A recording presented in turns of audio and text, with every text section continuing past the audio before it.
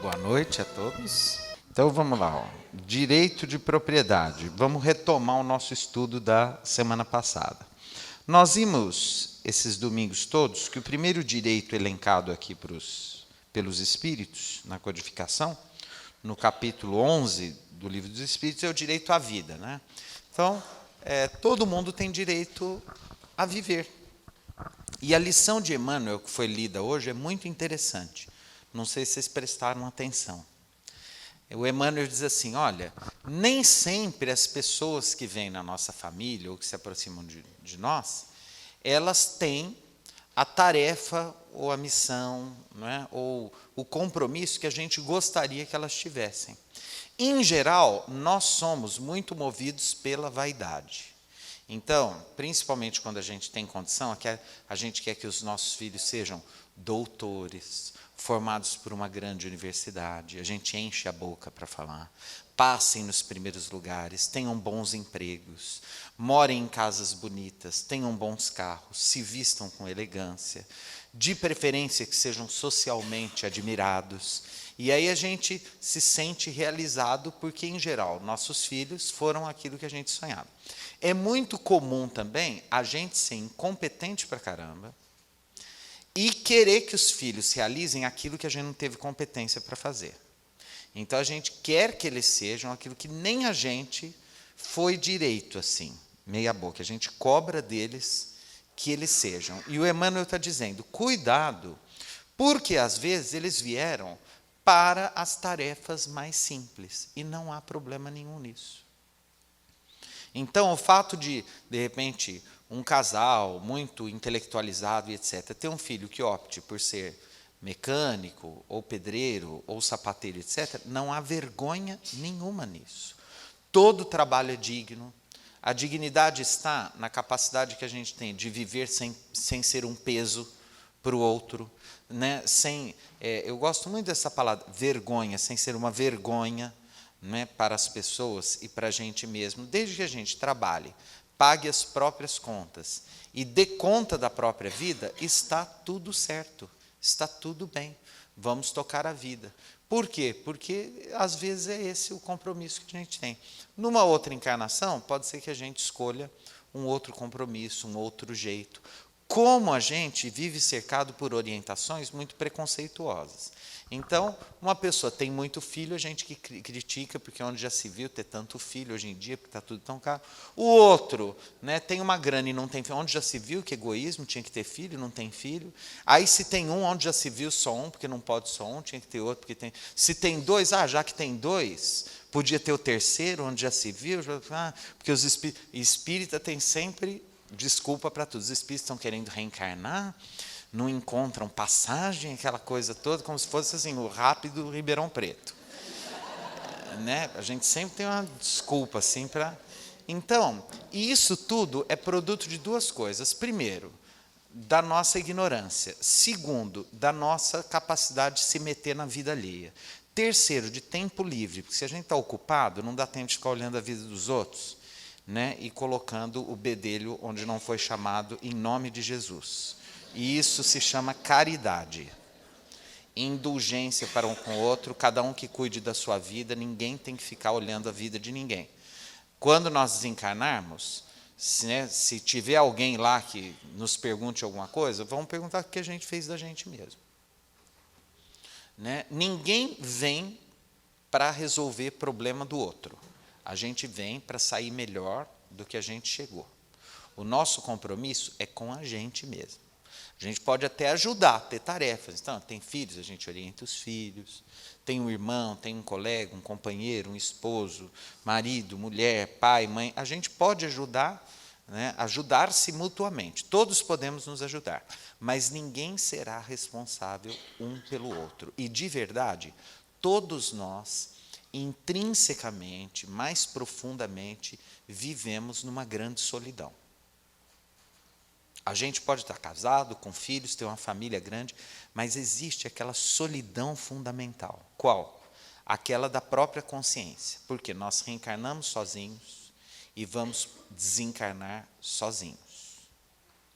nós vamos ter que dar conta da gente mesmo e temos que dar conta da gente o tempo todo. E mais que isso, não podemos ficar esperando do outro que ele corresponda às nossas expectativas. Nem a gente mesmo consegue corresponder às expectativas que a gente tem da gente. É muito comum a gente se surpreender negativamente com relação a si mesmo. Aquela coisa, nossa, eu sou mais mal do que eu imaginava que eu era. Nossa, eu sou mais isso do que eu imaginava. É muito comum a gente ter pretensões muito ilusórias sobre si mesmo, né? Esses dias, não sei se vocês se lembram, foi distribuída uma mensagem aqui, na entrada, de autoria de Emmanuel, dessas mensagens numeradas, sobre o erro no amor. Alguém leu ou se lembra?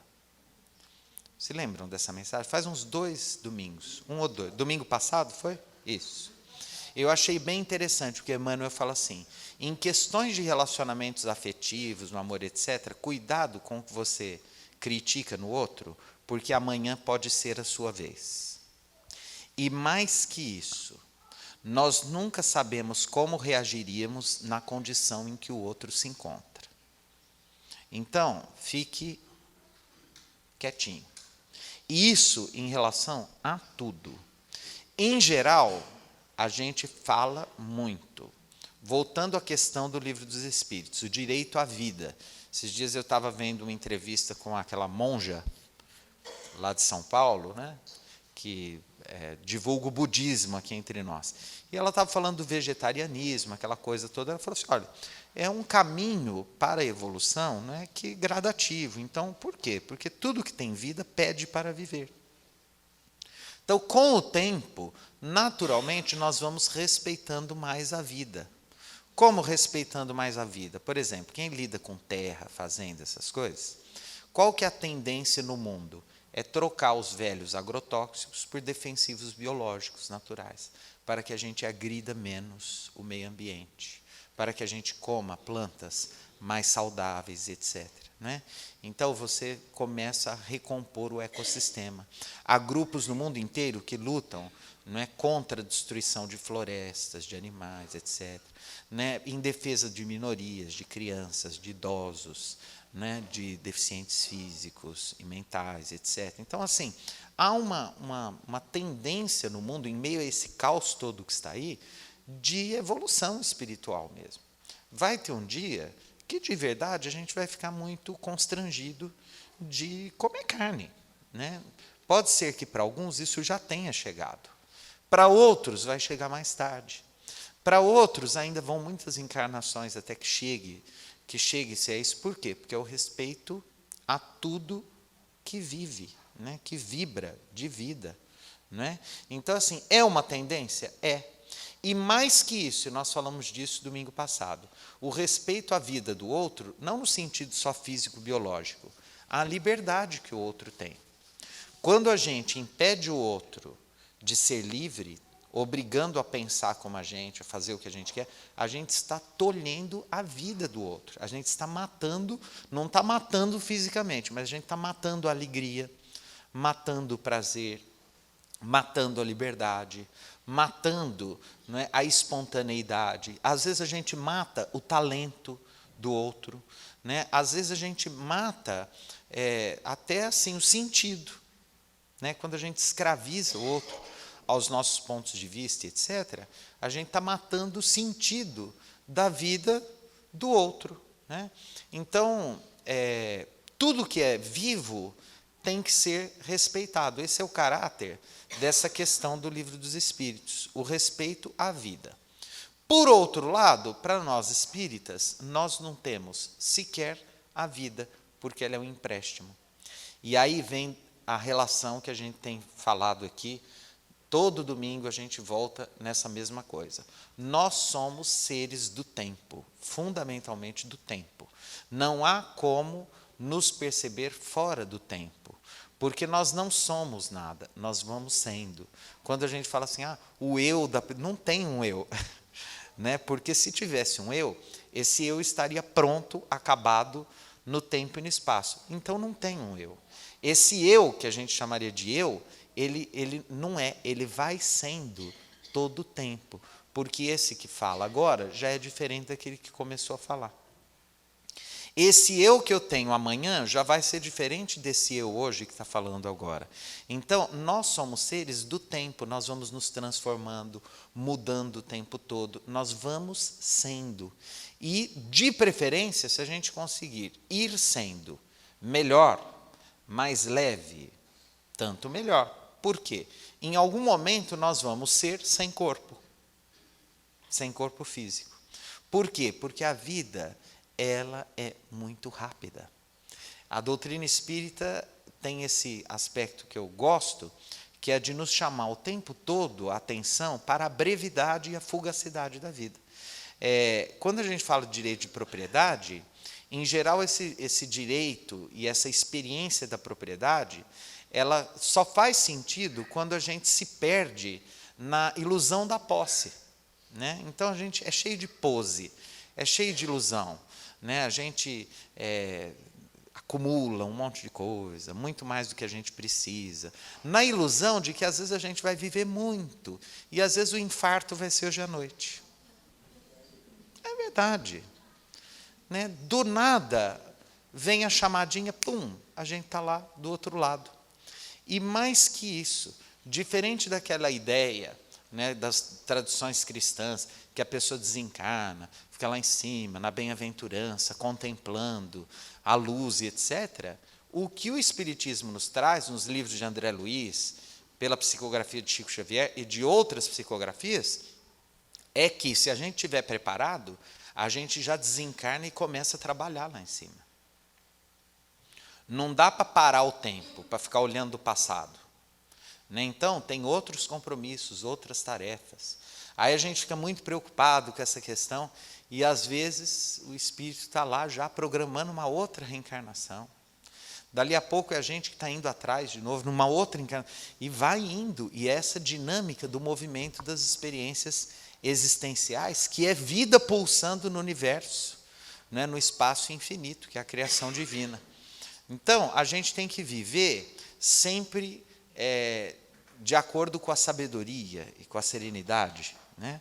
O que é a sabedoria, a serenidade? É uma vida desapegada, que não quer dizer que a gente não possa ter coisas, ter uma casa, mas tudo de verdade é uma ilusão. Eu me lembro quando eu fui comprar a minha casa, que eu tenho um amigo budista, e eu estava muito feliz porque eu ia comprar a minha casa. E eu conversando com esse amigo que é budista, ele tem um estúdio de gravação, um senhor já. E eu falei, nossa, eu estou tão feliz porque eu vou comprar minha casa. Ele falou, bobagem, não compra não. Eu falei assim, por quê? Ele falou assim, tudo que a gente compra nos aprisiona. Vive de aluguel, bobo. Porque aí você não se apega a nada. Você cansou, vai para uma outra casa alugada. Aí cansou, paga aluguel de novo da outra. Agora, isso para a gente que é criado com aqueles valores, não, a casinha própria e tal.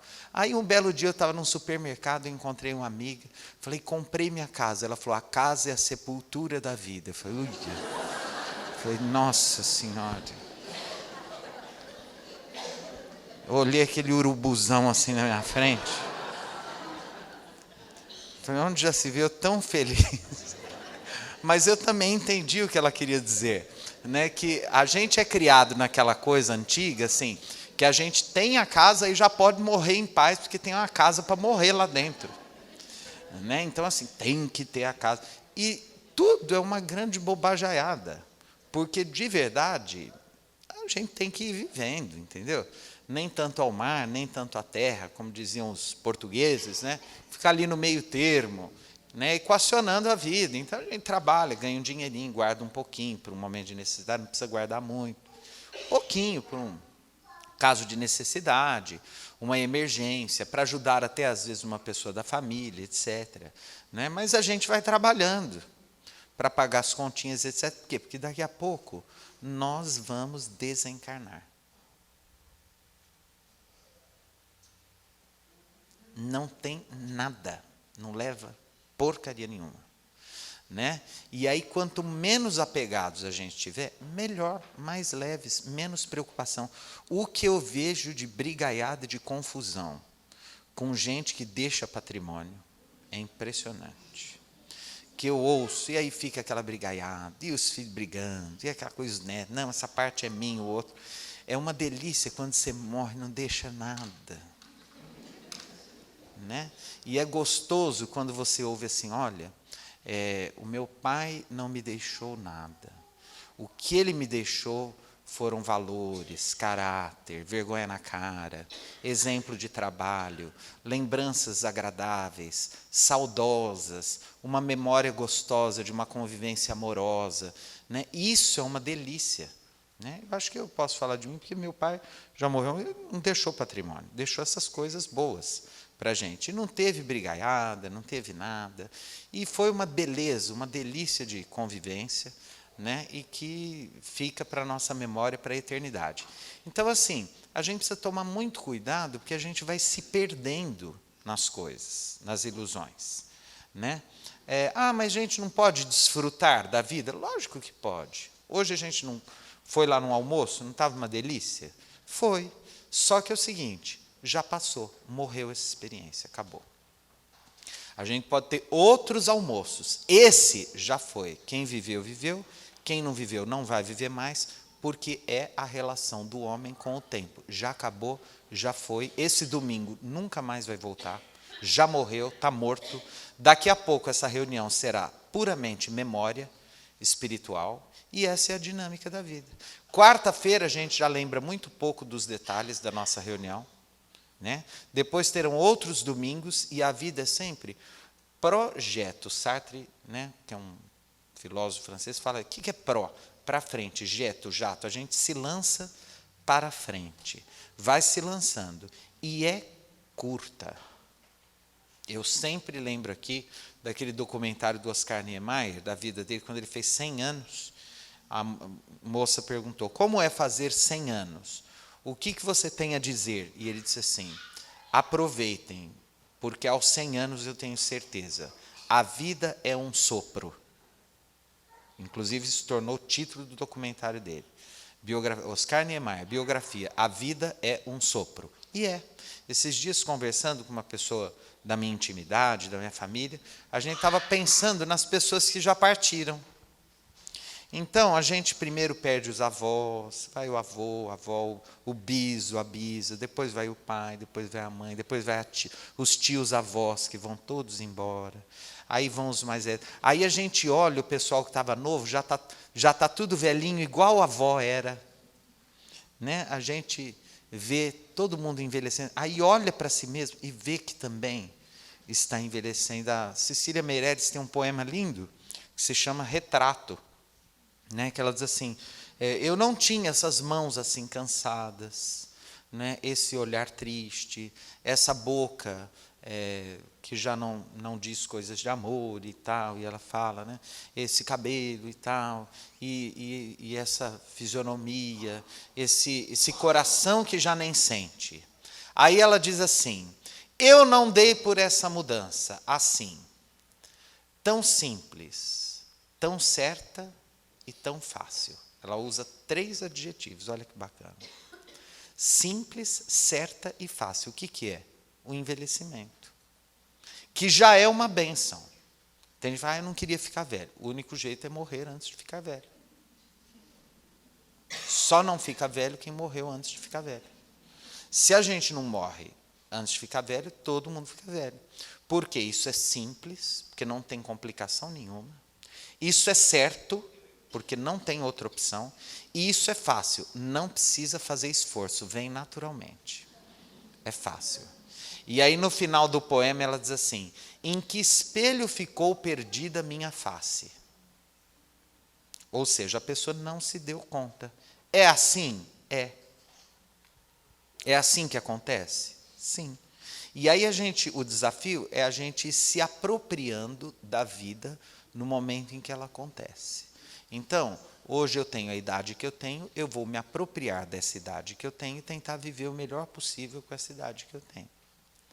Amanhã eu estou 10 anos mais velho, se a providência divina, se o meu projeto reencarnatório me manteve aqui para daqui 10 anos, eu vou me apropriar dessa idade que eu vou ter daqui há 10 anos e tentar viver o melhor possível nessa idade que eu tenho daqui a 10 anos.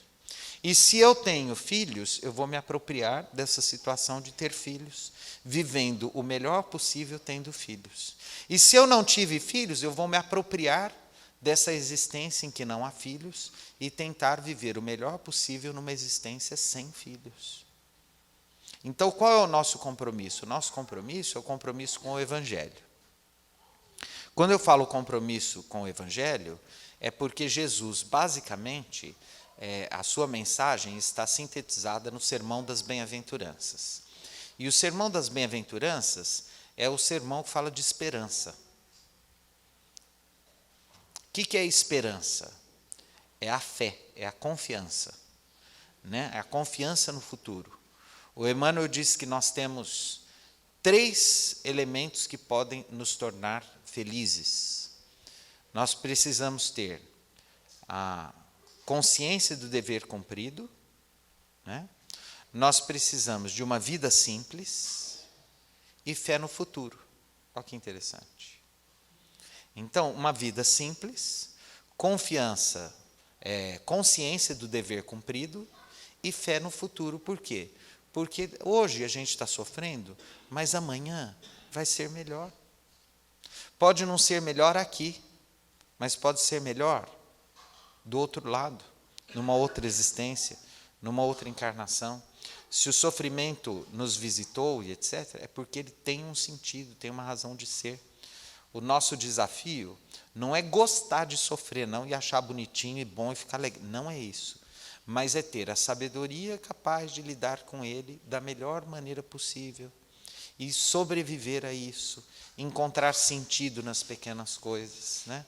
Então, tem gente que encontra sentido no trabalho, outro encontra sentido gerando empregos. Então, até a riqueza, quando se fala do direito à propriedade, se é uma riqueza que faz o mundo se movimentar para melhor e ajuda pessoas, etc., que bom, que beleza essa riqueza, que bom. Tem gente que nasce com o talento da fortuna, dos negócios, do comércio, da indústria, etc., para gerar empregos.